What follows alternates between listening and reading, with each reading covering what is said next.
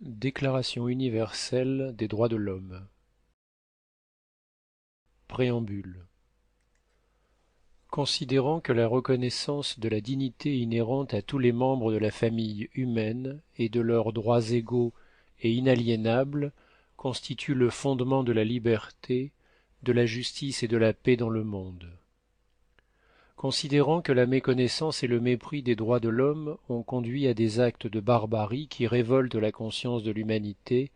et que l'avènement d'un monde où les êtres humains seront libres de parler et de croire, libérés de la terreur et de la misère, a été proclamé comme la plus haute aspiration de l'homme,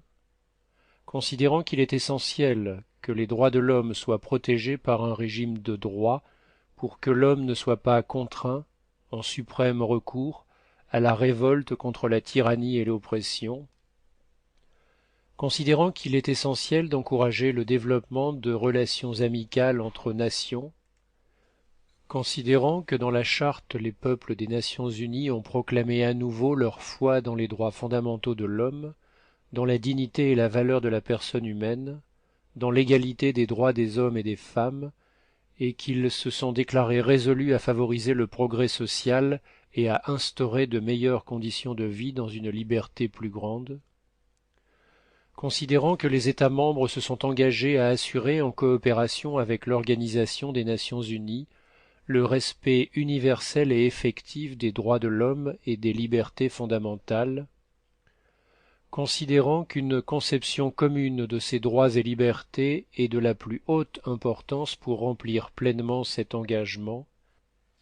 l'Assemblée générale proclame la présente Déclaration universelle des droits de l'homme comme l'idéal commun à atteindre par tous les peuples et toutes les nations,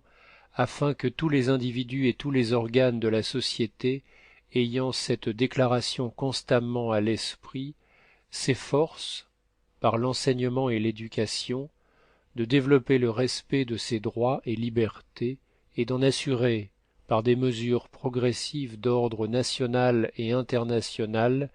la reconnaissance et l'application universelle et effective, tant parmi les populations des États membres eux-mêmes que parmi celles des territoires placés sous leur juridiction.